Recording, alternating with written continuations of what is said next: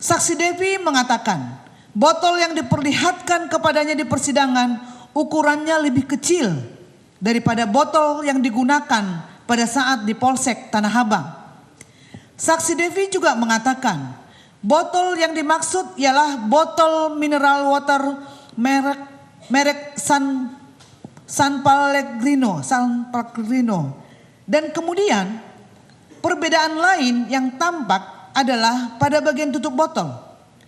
Pada saat persidangan, botol yang diperlihatkan tutupnya berwarna hitam, yang tutup botol minuman beralkohol. Sedangkan botol yang ia bawa ke Polsek Tanah Abang, tutupnya tidak seperti itu. Berdasarkan fakta di atas, barang bukti tersebut bukanlah barang bukti yang sebenarnya, atau setidak-tidaknya telah berbeda tempat penyimpanannya, yang artinya barang bukti tersebut telah berpindah tempat dari satu tempat ke tempat yang lainnya, sehingga sangat diragukan keasliannya dan harus ditolak. Tentang posisi sedotan saat minuman Vietnamese Ice Coffee yang diminum oleh korban Mirna Salihin. Bahwa fakta yang masih dicari kebenarannya adalah mengenai posisi sedotan yang digunakan oleh korban Mirna untuk meminum Vietnamese Ice Coffee pada saat kopi tersebut disajikan oleh saksi Agustriono. Posisi sedotan tersebut berada di luar gelas. Saksi Agus merupakan karyawan Oliver yang pada saat kejadian tersebut ia yang mengantarkan kopi ke meja 54. Namun saat saksi Marlon Napitupulu mengantarkan koktail ke meja 54, saksi Marlon mengatakan posisi sedotan tersebut berada di dalam gelas Vietnamese Ice Coffee. Dan pernyataan tersebut disampaikan juga oleh saksi Bonjuita alias Hani saat memberikan keterangan di dalam persidangan. Sedangkan menurut keterangan terdakwa di dalam persidangan mengatakan ia tidak terlalu memperhatikan posisi sedotan tersebut. Bahwa berdasarkan keterangan di atas terlihat ada perbedaan keterangan antara saksi Agus, saksi Marlon, dan saksi Hani. Tidak ada yang mengetahui posisi sedotan yang sebenarnya, apakah berada di luar gelas atau di dalam gelas. Di dalam rekaman CCTV pun tidak terlihat jelas posisi sedotan itu ada di mana. Apabila sedotan tersebut berpindah tempat, maka seharusnya ada sidik jari orang yang memindahkannya. Akan tetapi sedotan tersebut pun tidak disita oleh polisi. Tentang warna dan bau dari sisa minuman Vietnamese Ice Coffee yang diminum oleh korban Mirna. Bahwa berdasarkan saksi-saksi dari restoran Oliver seperti Agus, Marlon, Devi, Sari, dan yang lainnya mengatakan bahwa warna sisa kopi Vietnamese Coffee yang diminum oleh korban Mirna adalah berwarna kekuningan atau seperti jamu kunyit. Begitu pula mengenai bau kopi tersebut. Semua saksi-saksi dari restoran Oliver di dalam keterangannya di persidangan mengatakan bau kopi tersebut seperti bau telur busuk.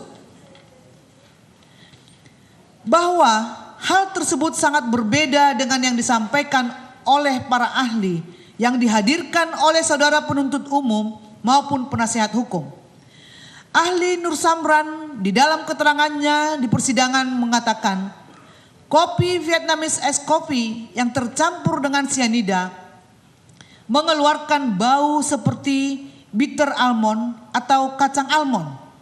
Dan menurut keterangan ahli Jaljal, kopi Vietnamese Ice Coffee yang bercampur cyanida tidak akan berubah warna menjadi kekuningan atau seperti warna jamu kunyit.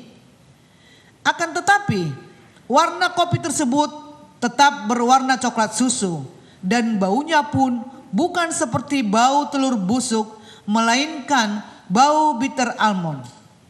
Hal tersebut juga dinyatakan oleh ahli dari penasihat hukum, yaitu ahli Budiawan, yang mengatakan kopi yang telah tercampur dengan sianida tidak akan berubah warna, akan tetap berwarna coklat susu, dan bau dari kopi yang bersianida seperti bau bitter almond atau kacang almond, dan tidak semua orang dapat mencium bau bitter almond atau kacang almond tersebut. Dengan demikian, keterangan saksi-saksi restoran Oliver dengan para ahli yang dihadirkan oleh penuntut umum dan saudara penuntut umum dan saudara penasihat hukum saling bertentangan. Apabila kopi tersebut benar-benar berubah menjadi kekuningan, maka tidak dapat langsung dikatakan mengandung sianida, karena sianida tidak merubah warna dan tidak berbau.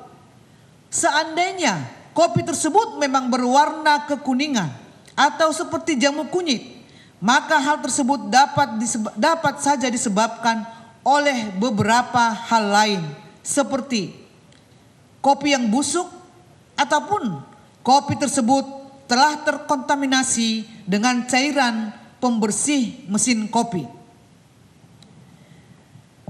Tentang tidak ada satu orang pun saksi fakta yang melihat terdakwa memasukkan racun sianida ke dalam minuman Vietnamese Ice Coffee yang diminum oleh korban Mirna. Bahwa di dalam persidangan tanggal 28 Juli 2016, semua saksi-saksi fakta yang berasal dari restoran Oliver dihadirkan di dalam persidangan untuk didengarkan keterangannya. Pada kesempatan itu, penasehat hukum mempertanyakan satu pertanyaan ke semua saksi satu persatu. Penasehat hukum menanyakan, apakah ada yang melihat terdakwa menaruh sesuatu ke dalam minuman korban Mirna? Dan semua saksi fakta tersebut mengatakan tidak ada yang melihat terdakwa menaruh sesuatu ke dalam minuman Mirna Salihin. Hal tersebut dapat dilihat dari kutipan transkrip sidang tanggal 28 Juli 2016. Kami tidak usah membacakannya. Bahwa oleh karena tidak adanya saksi fakta yang melihat terdakwa menaruh sesuatu ke dalam minuman Mirna, maka semua perbuatan yang didakwakan saudara penuntut umum terhadap terdakwa tidak terbukti. Tentang segel barang bukti yang telah terbuka atau rusak saat diperiksa di dalam persidangan. Bahwa dalam berita acara pemeriksaan Puslapor Mabes Polri menyatakan setelah pemeriksaan selesai dilakukan terhadap semua barang bukti, maka terhadap sisa barang bukti dikembalikan, dimasukkan kembali ke tempat semula.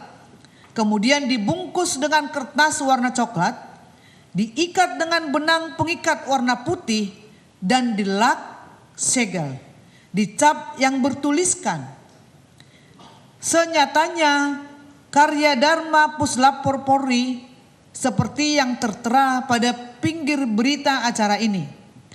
Pada kedua ujung benang pengikat diikat label dan bertuliskan isi nomor lab 086.A-KTF-2016, barang bukti minuman, organ, dan cairan tubuh berasal dari Polda Metro Jaya, Jakarta 21 Januari 2016.